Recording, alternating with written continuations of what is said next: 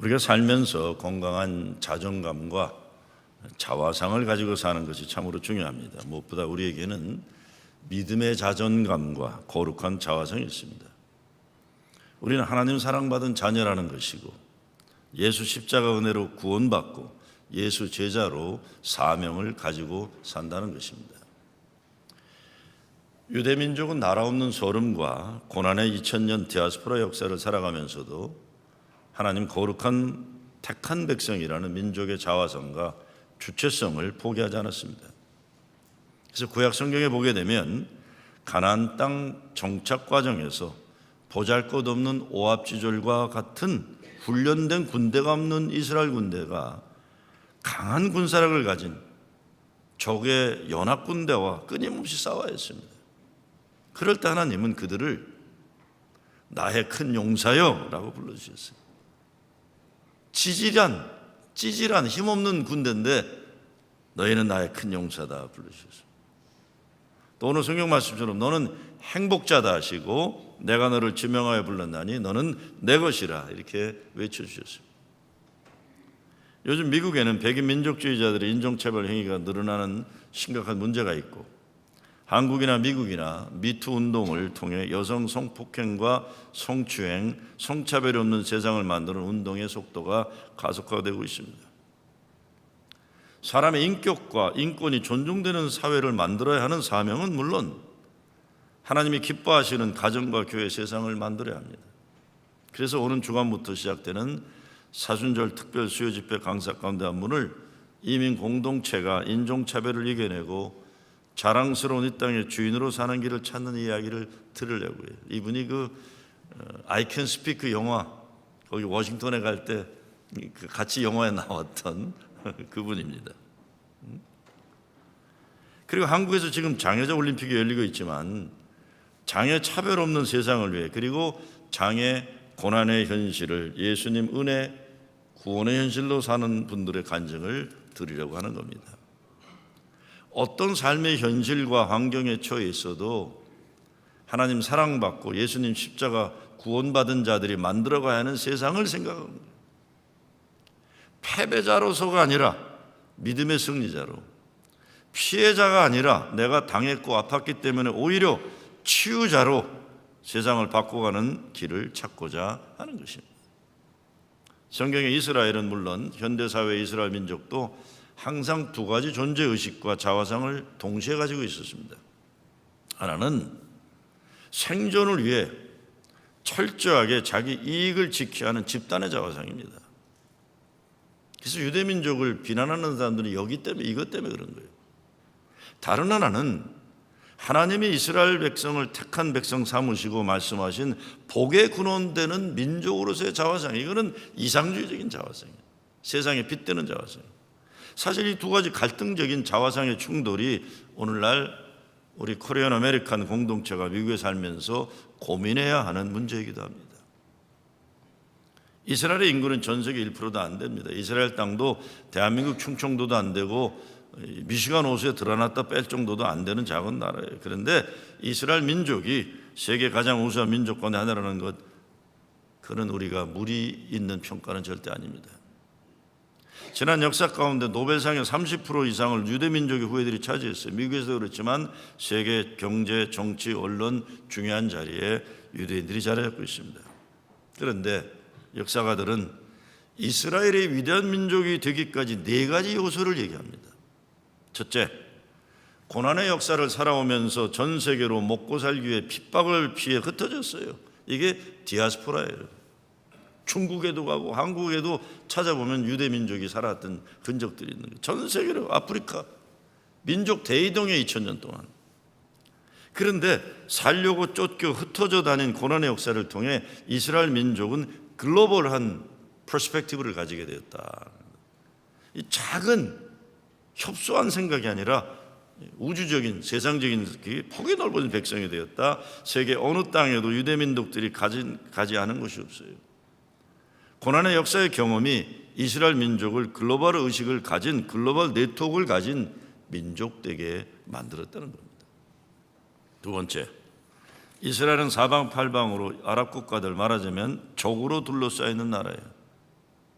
그래서 깨어있는 백성, 단결하는 백성이 된 거예요. 미국이라는 나라 정치하는 사람들이 불물일처럼 지키는 것이 웬만한 평화 시대에는 민주당이니 공화당이니 나라 여러 의견들이 분분하고 제멋대로 자기 의견 내는 것 같지만 미국이 국가적 위기를 맞이하게 되면 일치단결하는 거예요.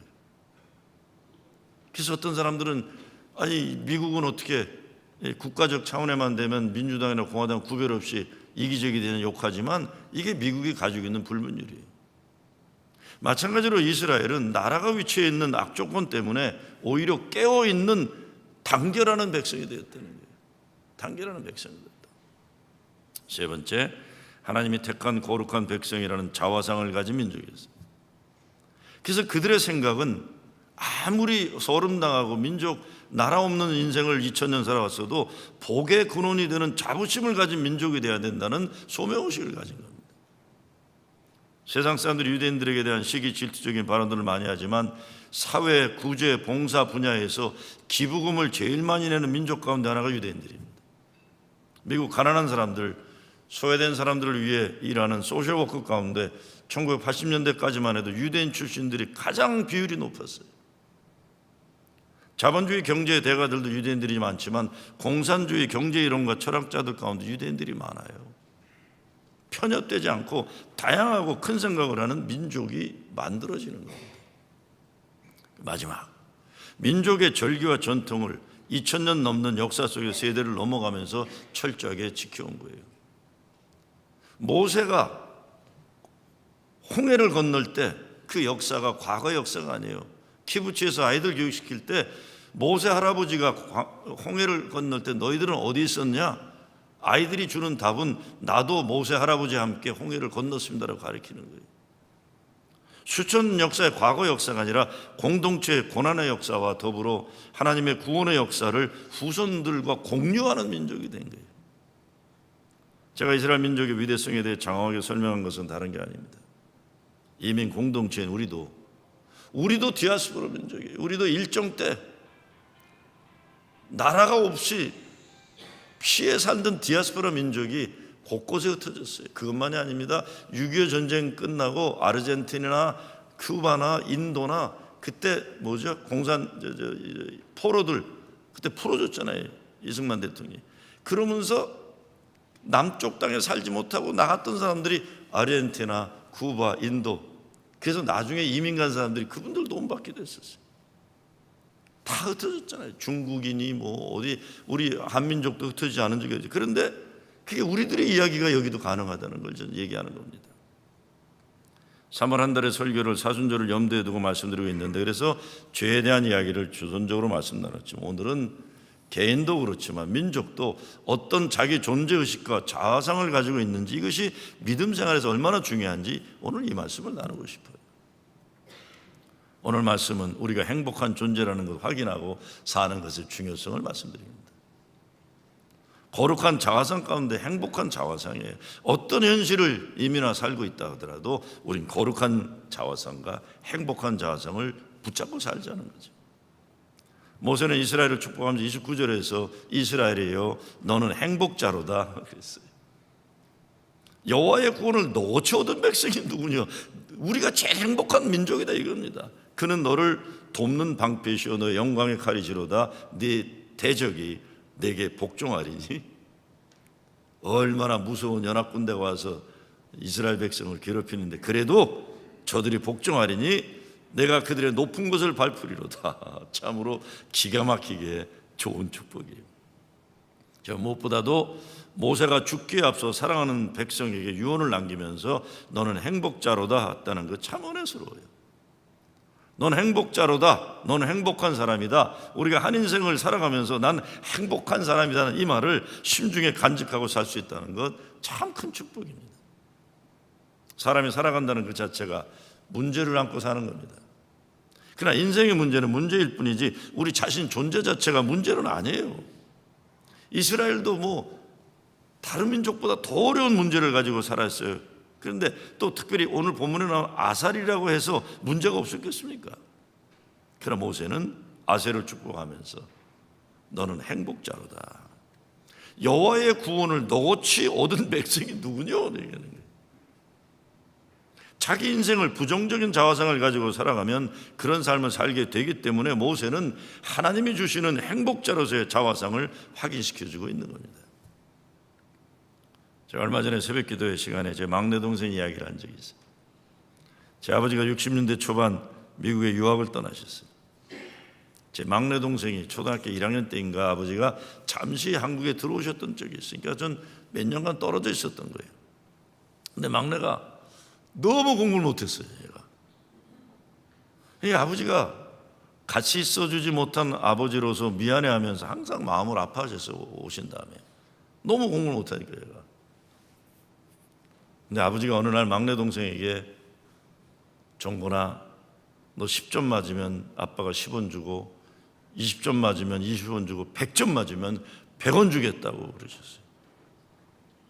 며칠 후 동생이 신나서 아버지를 찾아와요. 저녁 시간에 아버지에게 110원 내놓으라고 소리 지르는 거예요. 시험지를 보니까 빵점이에요. 선생님이 동그라미에다 밑줄 2개를 그어놓은 것 가지고 옆으로 이렇게 주니까 110점처럼 보이는 거예요. 근데 아버지가 그 시험지를 보시더니 막내 동생을 칭찬하시면서 110원을 주시는 거예요. 야, 이것 봐라.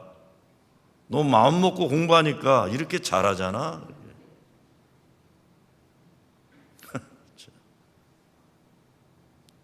제 아버님이 좀 그런 분이셨어요. 저는 한 번도 매 맞아 본 적도 없고 야단 맞아 본 적도 없어요. 근데 그렇게 공부 못하던 막내 동생이 대학원도 나오고 지금 미국 국민의 안전을 지키는, 여러분 제 동생 때문에 여러분 안전하신 거예요. 그거 아셔야 됩니다. 국가 공무원이 되어서 30년 넘게 일하고 이제 은퇴 준비하고 있어요. 항상 쌍권총 차고 살아요. 얘는. 여러분 자신 스스로 자신을 향해 한번 외쳐보셔요. 난 행복한 자다. 난 행복한 자다. 난 행복합니다.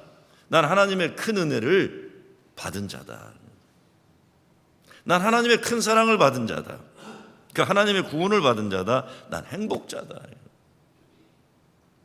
우리 행복한 사람들이에요. 근데 오늘 성경 말씀은 내 스스로 나에게 외치는 행복이 아니라 하나님이 주신 축복이에요. 모세가 그 백성에게 내린 축복은 하나님이 그를 통해 내린 축복이기 때문입니다. 지금 모세가 축복을 하지만 앞으로도 그 백성 앞에 놓여있는 어려운 일들은 그대로 남아 있습니다. 가나안 땅에 들어간 것도 아니에요. 지금 들어가서 앞에 있는 놓여있는 문제들을 해결한 것도 아니에요. 그렇지만 그럼에도 불구하고 행복한 자라고 선언합니다. 아무것도 현재 삶의 문제도 해결되지 않았고 앞으로 해결해야 할 미래 문제도 손도 못 대고 있지만 하나님 믿음의 능력만을 의지하고 하나님 약속의 땅을 향해 선포하라. 이것이 세상을 떠나야 하는 노년의 모세에게 내린 하나님의 명령이에요. 너희는 행복자다. 너희만큼 이 시대에 축복받은 자들이 누가 있겠느냐. 이 축복을 선언하라고 하는 겁니다. 저는 아이들에게 그리 좋은 아빠라고 자신할 수는 없어요. 근데 제가 잘했다고 생각하는, 저는 어려서부터 항상, 지금 뭐 다 성인 됐지만 항상 시도 때도 없이 애들 뽀뽀해 주면서 I love you는 제가 포기한 적이 없어요. 애들 다 컸지만. 그래서 우리 애들한테 I love you 그러고 뽀뽀해 주면 꼭 I love you too 아빠. 그거는 애들이 있고 하여간 해요. 그거는요. 세상 살면서 이런 일도 있고 저런 일도 있고 살다 보면 잘할 때도 있고 못할 때도 있고 좋은 날도 있고 굳은 날도 있지만 변함없이 항상 확인해야 하는 것은 I love you입니다.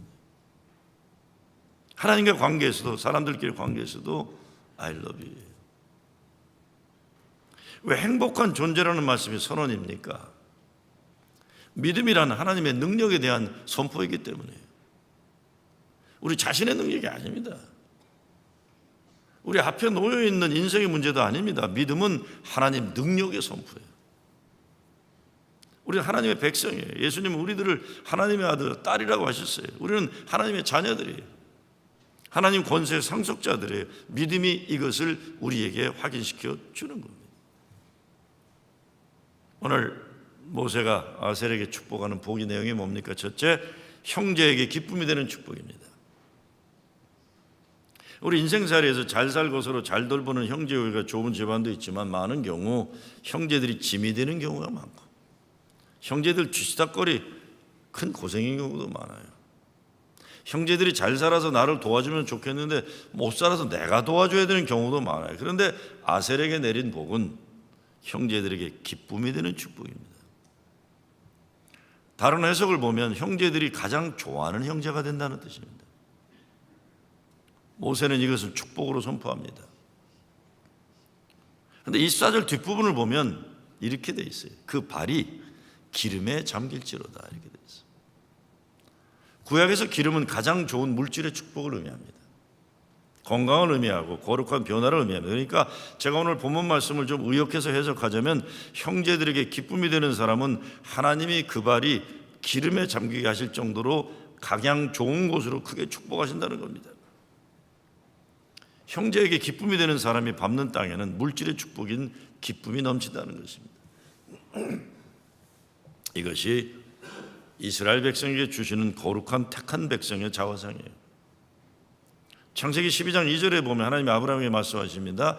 내가 너로 큰 민족을 이루고 내게 복을 주어 내 이름을 창대케 하리니 너는 복의 근원이 될지라. 너를 축복하는 자에게는 내가 복을 내리고 너를 저주하는 자에게는 내가 저주하리니 땅의 모든 민족이 너를 인하여 복을 얻을 것이니라.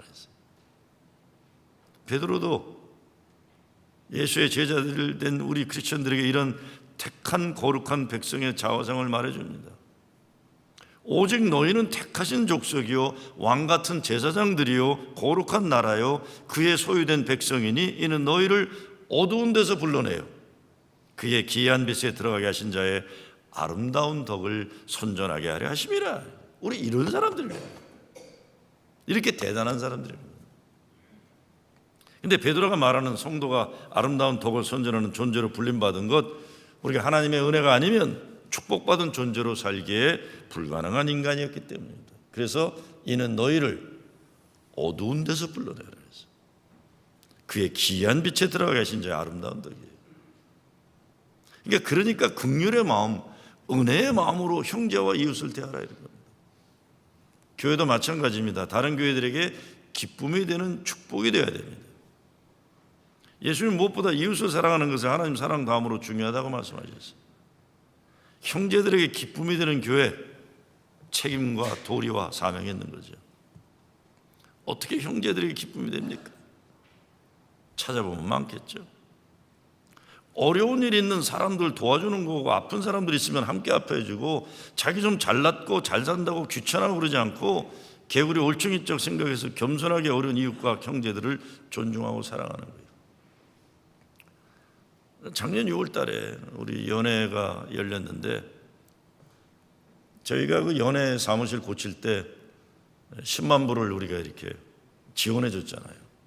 근데 연회 보고에 그게 빠졌어요. 근데 제가 그냥 넘어가면 안 될 거여서 연회 성당에서 손을 들고 감독님에게 발언권을 놓고 그렇게 했어요. 우리 교회는 이민자의 교회다. 우리 교인들은 새벽에 나가서 밤늦게까지 일하고 내일 살랑에서도 일하고 세탁소도 일하고 어렵게 버는 건데 우리 교인들 가운데는 소름이비자들, 여러분들이 얘기하는 불법 체류자들도 적지 않다. 그들이 헌금 낸 10만 불이다. 이 10만 불 존중하고 귀하게 여기지 않으면 돌려달라고 그랬어요. 돌려달라. 제가 서슬프르게, 제가 이렇게 인자한 선한 목자 같지만 화나면 또 무섭잖아요. 아유, 깜짝 놀랐어요. 사람들이 일어나서 박수를 치는데 나중에 히스패닉 사람들 또 아프리카 온 사람들 와서 저한테 뭐라는 줄 알아요? 고맙다고. 우리가 말 못한 소름을 네가 풀어준 것 같다고. 여러분, 우리 프로징 제일교회 가지는 사명은요, 한국 사람만 위해 존재할 수가 없어요. 여러분이 그렇게 어렵고 힘들고 고생하면 사실 미국 교회들이요, 교회는 작아지만 미국 교회 교인들이 우리보다 더 부자들 많아요, 그렇죠? 근데 여러분이 이렇게 우리가 감당해야 되는 연회의 제일 큰 교회의 감당이라는 것은 다른 이민자들에게 난 그날 제가 얘기했던 거와 예상치 못한 반응을 듣고 막 일어나서 박수 치는 거예요. 아, 저들이 소름당하며 같은 교단이지만 저렇게 옥눌려 살았구나. 그래도 후러진 제일교회라는 데가 밖에 사람들은 이게 한인교회인지 몰라요. 이름이 코리안이 하나도 없으니까. 근데 저 교회가 이민자 교회였구나. 저 교회 교인들은 세상 말하는 불법 체류자도 많은 교회구나. 그런데 저 교회가 제일 큰 교회구나. 신나는 거예요. 그 이후부터 저를 만나면 허구해주는 여성들이 있어요. 나이 많은 히스패닉 여성. 젊은 사람은 저를 허구를 안 하더라고요. 나이 많은 아프리칸 아메리칸 할머니 목사들. 왜? 저 교회가 있으니까 우리가 의지할 곳이 있구나, 이런 겁니다. 제가 아까 이 광고도 딴 거 아니에요. 부담되죠. 여기서 모이면 밥 해줘야죠. 돈까지 내줘야죠. 근데 이거 계속 하는 얘기가 딴 게 뭡니까? 이웃에게, 형제들에게 기쁨이 되는 교회 어떻게 될 것인가, 이거예요. 축복이라고 하지만 아셀에게 말해준 형제의 기쁨 되는 축복은 사실 사명입니다. 자기를 위한 축복이 아니라 남을 위한 축복이에요, 이거. 근데 형제에게 골치 아픈 존재가 되지 않고 기쁨이 되는 존재로 택함받았다는 것, 감사한 축복이에요. 여러분, 제가 작년 10만 불 낼 때 얼마나 속상했는지 알아요? 우리 교회 카페 30년 넘은 카페 고치지도 않고 우리 교회 수리 못한 것 한두 군데가 아닌데, 화장실 다 비좁고 그런데 그래도 연애가 필요하다니까 큰 돈이에요. 적은 돈 아닙니다. 그래서 우리가 받은 게 맨하탄 빌딩입니다. 10만 불 투자하고 1000만 불 받았어요. 그건 딴 게 아니에요. 이웃에게 기쁨 되는, 형제에게 축복되는 교회 되면 이런 거 맡아라, 이런 겁니다. 이거 맡아달라는 거예요. 더 큰 축복 되달라는 거예요. 근데 형제에게 기쁨이 되는 아셀에게 하나님이 그 발이 기름에 잠기는 그 축복을 더하신다는 것은 복이 되는 자들에게 복을 더해 주신다는 약속이에요. 세상 사람들은 대부분 남보다 더 많이, 남보다 더 잘나게 이렇게 인생을 살아가고 싶지만, 그런데 이런 인생 슬픈 인생이에요, 사실. 그런 거 시시한 인생이에요. 슬픈 인생. 적게 벌어도 별 잘난 것 없어도 넉넉한 마음으로 이웃과 형제들에게 기쁨이 되는 사람들, 참으로 행복한 인생들이에요. 지금 평창에서 장애올림픽이 열리는데 첫 뉴스를 보니까 메달을 못 받은 사람이 나왔어요. 근데 엄마가 와서, 장하다 내 아들, 두 다리를 다 잃은 아들인데 그 스키 선수로, 장하다 내 아들, 메달이 뭐냐, 건강해서 고맙다, 이게 그게 나오는 거예요. 이 건강한 사람들이 금메달 받는 것보다 그게 먼저 뜬 거예요. 장애올림픽은 경쟁에서 싸우는 게 없어요. 다 장애를 가진 사람들이니까 서로 격려해주고, 일본과 한국이 아이스하키를 했는데 그 경쟁에서 이기려고 싸우는 그런 게 아니에요. 이겨서 좋지만 서로 격려해주고, 일본과 한국도. 잘난 것 없어도 넉넉한 마음으로 이웃과 형제들에게 기쁨 되는 사람들, 이게 행복한 인생이죠. 여러분도 잘 아시겠지만 몇 년 전에 세계적인 부자 워렌 버핏가 수억 불을 어떻게 보면 라이벌인 마이크로소프트 빌 게이츠 재단에 기증했어요.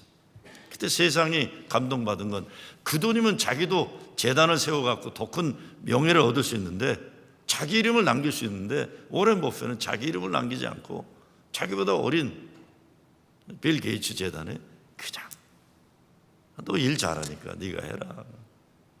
복의 자화상을 가진 사람들. 형제들에게 기쁨이라는 것, 가족 이기적인 기쁨이 아니에요. 다른 종족들에게, 다른 민족들의 기쁨 되는 겁니다. 19세기 미국 최고 부자 가운데 커넬리에서 밴더빌트라는 사람이 있었어요. 지금도 애쉬빌 쪽에 가면 밴더빌트 큰 그 맨션이 있어요. 1877년 미국 역사상 가장 많은 유산을 남긴 사람인데, 그런데 그의 유산은 그가 죽은 후 자녀들과 후손들에게 나눠지면서 얼마 가지 못하고 바람과 함께 사라지고 말았어요. 그런 반면 같은 시대의 사람으로서 앤드류 카네기는 1901년 사업을 정리하고 남은 돈, 앤드류 카네기는 그 얘기를 합니다. 내가 이렇게 부자가 된 건 내 스스로 부자가 된 게 아니라 나를 위해 일하는 우리 회사의 노동자들이고, 이 나라를 지켜준 경찰들이 있고 군인들이 있고, 이 나라가 있고 백성이 있어 내가 부자 됐다고 하고 사회 환원을 얘기했던 게 앤드류 카네기. 2억 5천만 원 1901년 2억 5천만 달러를 사회복지와 국제평화 영구적으로 쓰이도록 관리를 지금까지 내려오고 있어요. 내가 이렇게 부자가 된 건 내 직원들이요, 우리가 이렇게 살게 우리를 안전하게 해준 나라가 있었고 경찰이 있었고 군인이 있었고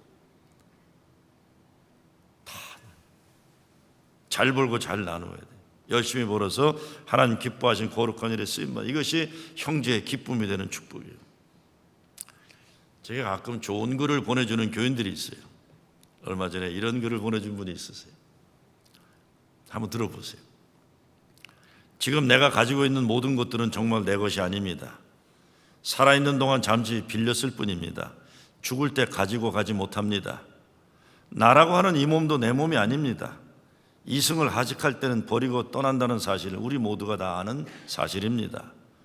부귀와 권세와 명예도 잠시 빌린 것에 불과합니다. 빌려 쓰는 것이니 언젠가는 되돌려줘야 합니다. 빌려 쓰는 것에 너무 집착하지 말아야겠습니다. 너무 가지려고도 하지 말아야겠습니다. 많이 가지려고 욕심부리다 모두 잃을 수도 있습니다. 그대로 놓아두면 모두가 내 것입니다. 욕심을 버리고 베풀면 오히려 더 큰 것을 얻을 수 있습니다. 내 것이라고 집착하던 것들을 모두 놓아버립시다. 나 자신마저도 놓아버립시다. 모두 놓아버리고 나면 마음은 비워질 것입니다. 마음이 비워지고 나면 이 세상 모두가 나의 빈 마음 속으로 들어올 것입니다. 빌려 쓰는 인생인 것을 우리 마치 모든 게 내 것인 양 도무지 놓을 줄을 모르지요. 우리 이쯤에서 빌려 쓰는 인생인 것을 깨달아 빌려 쓴 것에 너무 집착하지 않고 참되고 보람있게 사용하다가 놓을 수 있다면 얼마나 좋을까요? 그랬어요. 두 번째 축복은 능력 있는 삶을 사는 축복이에요. 25절에 보면 내 사는 날을 따라 능력이 있으리로다. 큰 축복이에요. 사는 날 동안 능력이 우리를 따른다는 거, 그러니까 좀 잘하다 나중에 엉망으로 사는 인생이 아니라 사는 날 동안 계속 하나님이 주신 능력을 가지고 산다는 겁니다. 여호와의 구원을 너같이 얻은 백성이 누구뇨? 그는 너를 돕는 방패시요 너의 영광의 칼이시로다. 그래서 마지막 25절 왜 내 대적이 내게 복종하리니 내가 그들의 높은 곳을 밟으리로다 하는 거예요. 지금 시카고 제일연합감리교회 장로님이신 김동윤 장로님이라고 계세요. 그분이 1990년대 기독교 베스트셀러 가운데 하나였던 예수님 다음으로 돈이 좋아요라는 책을 썼어요. 예수님 다음으로 돈이 좋아요. 크리스천 재정관리에 관한 책을 여러 권 썼는데 그 김 장로님이 새로 썼다고 하면서 제게 책을 한 권 주시는데 제목이 부자를 꿈꾸는 청지기, 크리스천은 돈 버는 방법이 따로 있다 그랬어요. 그 책 가운데 이런 말이 있습니다. 범사에 감사할 줄 아는 실력이야말로 최상의 실력이다 그랬어요. 부자를 꿈꾸는가? 그렇다면 먼저 감사의 실력을 키워야 한다. 감사의 실력이야말로 부자 마인드의 전제 조건이다. 무엇을 소유했기 때문이 아니라 주님께서 나와 동행해 주시기에 감사할 줄 아는 원천적인 감사를 먼저 소유한 이 시대의 부자들이 많이 나오기를 소원한다. 그 교회 진짜 기둥 장로님이었어요. 김동윤 장로님은. 저는 그 책을 읽으면서 감사의 실력이란 말이 참 인상적이었어요. 하나님께 감사하는 마음과 믿음도 실력이고 능력이라는 거예요. 이런 사람들이 진짜 부자 되는 기본적인 자세가 되어 있는 하나님이 축복하시는 부자라는 거예요. 행복도 능력이에요. 행복도 실력이에요. 행복의 결단이며 행복이 하나님의 뜻이며 행복의 실력이라는 거에서 옛날에 제럴드 잠포스키라는 사람이 Love is letting go of fear라는 말이 있는데 사랑은 두려움을 떨쳐버리는 것이다. 그 책에서 말하는 것은 행복도 우리가 인생 살면서 선택하는 결단이라는 겁니다. 행복하게 살겠다고 행복을 선택하고 결단하고 그러기 위해서 불행을 떨쳐버려야 된다. 불행하게 사는 것도 무의식적인 선택이라는 거예요. 교인들도 보면 그게 있어요. 아, 저분은 불행을 선택했구나 이런 사람. 늘 얼굴 보면 불행, 불만 이게 꽉 차 있으면 그게 몰리게 되어 있습니다. 그런 사람끼리 유유상종하는 거예요. 방실 나는 오늘 행복을 택한다. 이게 능력이고 실력이에요. 이해인 수녀님의 글 가운데 이런 글이 있습니다. 1%의 행복이라는 1%의 행복. 1%. 저울에 행복을 달면 불행과 행복이 반반이면 저울이 움직이지 않지만 불행 49%, 행복 51%면 저울이 행복 쪽으로 기울게 됩니다. 행복 조건엔 이처럼 많은 것이 필요 없습니다. 우리 삶에서 단 1%만 더 가지면 행복한 겁니다. 단 1%가 우리를 행복하게 또 불행하게 합니다. 나는 오늘 이 1%를 행복의 저울 쪽에 올려놓았습니다. 그래서 행복하냐는 질문에 웃으며 대답했습니다. 행복하다고 그랬어요. 여러분 행복하세요? 우리 행복한 사람, 하나님 우리를 행복자로 불러줘. 너는 행복자다. 마지막으로 행복은 나 혼자 마음속으로 행복한 느끼는 차원이 아니라 적극적으로 하나님이 내리시는 행복을 가로막는 악의 세력들과 싸우는 거예요. 이것이 29절 마지막 부분이에요. 내 대적이 내게 복종하리니. 교회들 어려워지고 있는 대세가 벌써 오래됐어요. 무엇보다 교회들이 문제가 생기면 문제 해결을 하면서 더 성숙해지고 더 주님 말씀 붙잡고 교회를 강건하게 세워가지 못하고 갈라지고 망가지고 무너진 것 너무 쉽게 하는 현실이에요. 근데 그런 교회들, 목사들이나 교인들이 우리 교회, 우리 교인들과 아주 차원이 다르게 못나고 모자라서 그럴까요? 그런 것 아닙니다. 문제 예방을 못한 것이고 문제가 터지면 문제를 통해 성숙해지는 길을 찾지 못해서 그런 것이고 문제가 생긴 이후에 후속 조치를 어떻게 하는지 배우지 못해서 그래요. 제가 우리 스태프들에게 제일 많이 얘기하는 얘기 중에 prevention, intervention, 포스트벤션이에요. 먼저 예방하고 문제가 생긴 침투 들어가서 해결하고 문제 이후에 후속 조치 취하라. 제 생각은 그렇습니다. 우리 교회가 별 큰 문제 없고 평화로운 교회예요. 제가 그렇죠? 평화로운 교회예요. 그래서 우리가 행여라도 자화자찬하면서 우리 교인들이 다른 교회 교인들 수준보다 높고 인격적인 인격이 고매해서 그런 것처럼 생각해도 될까요? 그렇지 않아요. 절대 그렇지 않아요. 우리 교회도 잘못해서 삐끄덕하면 다른 콩가루 교회들과 별 다른 것이 없는 같은 성정을 가진 인간들입니다. 사람이 무슨 큰 차이가 있겠습니까? 목사인 저도 아무 차이가 없어요. 다른 교회도 하나님이 사랑하시고 다른 교회도 주님의 몸된 교회 차이가 있다면 콩가루 교회 되지 않으려고 적극적으로 예방하고 문제가 생기면 처방하고 그리고 후속 조치를 통해 다시 건강한 교회 되도록 행복한 교회 되도록 고쳐나가는 그 노력이기 때문에 가능한 겁니다. 가정도 그래요. 지난주 신문에 보니까 뉴욕에 뭐 어머니 학교인가 한다고 나오던데 아버지 학교도 하고 어머니 학교도 하고 부부 세미나도 하고 그런 것이 적극적으로 고쳐나가고 예방하고 살려는 노력이에요. 여러분 가정의 행복을 가로막는 일들이 있습니까? 무엇보다 행복하게 살겠다는 선택을 하고 행복하기 어려운 현실임에도 불구하고 하나님이 넌 행복자로다 여러분에게 여러분 가정에게 선포하심을 믿으시기 바랍니다. 행복은 그래서 명령이에요. 하나님 명령. 하나님 자녀들은 행복하게 사는 것 이게 사명이에요. 제가 우리 교회 처음에 와서부터 얘기했던 말 혀를 깨물고라도 행복하라고 한 게 그거예요. 혀 깨물고 행복하라. 행복을 가로막는 여러분 가정의 대적들을 여러분 발 앞에 복종시키기 위해 하나님이 주시는 믿음의 무기를 사랑, 그게 기도고 사랑이에요. 하나님 행복 명령에 순종해서 천하의 가장 행복한 여러분 되시길 주의 이름으로 축원합니다.